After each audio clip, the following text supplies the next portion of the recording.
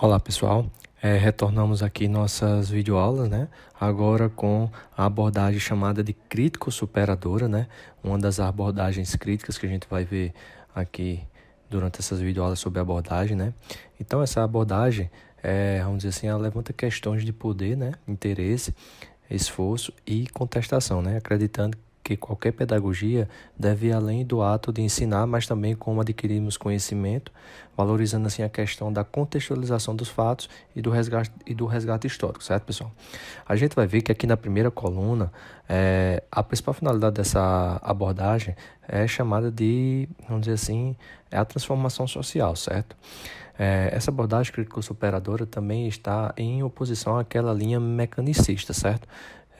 Que a gente viu no vídeo sobre a tendência esportivista, certo? Então, assim, ela se utiliza do discurso da justiça social como ponto de apoio baseando-se no marxismo e no neomarxismo, certo? Então, a gente vai ver aqui que na segunda coluna, os principais autores dessa abordagem aqui no Brasil foram Brat, né, Castellani, Lino Castellani, Tafarel e Soares, certo? E a gente vê aqui na terceira coluna os livros, né? O trabalho mais marcante dessa abordagem foi publicado em 1992, né? Com o título chamado, o nome do livro, né? De Metodologia do Ensino da Educação Física, né? Também conhecido como Coletivo de Autores, né? E além de muitos outros, como Educação Física Cuida do Corpo e Mente, certo? Prática da Educação Física em Primeiro Grau, Modelo de Reprodução ou Perspectiva de Transformação, né? E entre outros. Aqui na quarta coluna, pessoal, a gente vê que a área base dessa abordagem, né, a área é a filosofia política, né?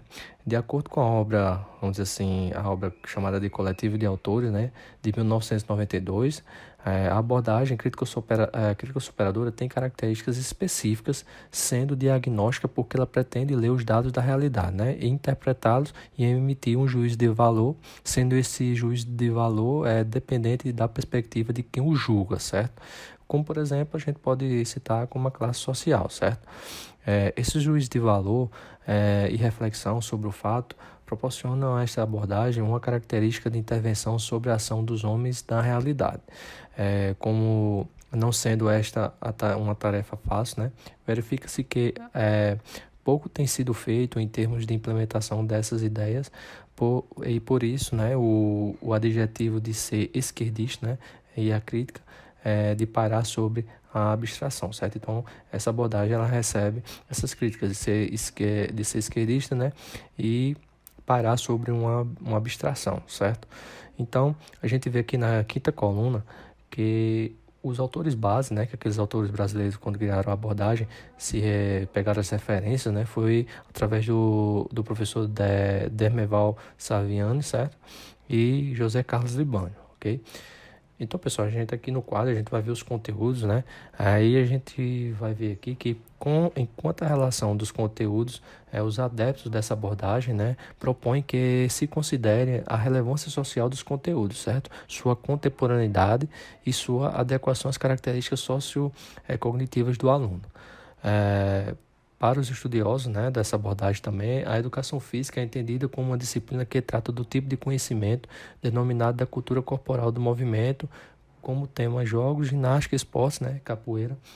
Como a gente vê aqui no quadro, né, os procedimentos, as aulas práticas dessa disciplina, elas são formuladas por essa cultura corporal do movimento, certo? São vivenciados, né, pelos alunos através dessa cultura corporal do movimento. Então, jogos, como eu tinha dito anteriormente, jogos, esportes, dança, ginástica e capoeira são exemplos de atividades que serão feitas durante as aulas práticas dessa abordagem, certo? Então, aqui nos valores e atitudes e normas, né, que é a parte atitudinal, o aluno aprende a ser um aluno questionador, né, da sua realidade, ok? Sua realidade social que ele vive ali. Então, os fatos e os conhecimentos, a parte conceitual, né, dá origem, vamos dizer assim, o contexto e a cultura corporal, certo? A origem, o contexto da cultura corporal desse aluno, então dessa determinada atividade da cultura corporal que ele vai estudar junto com o professor, certo?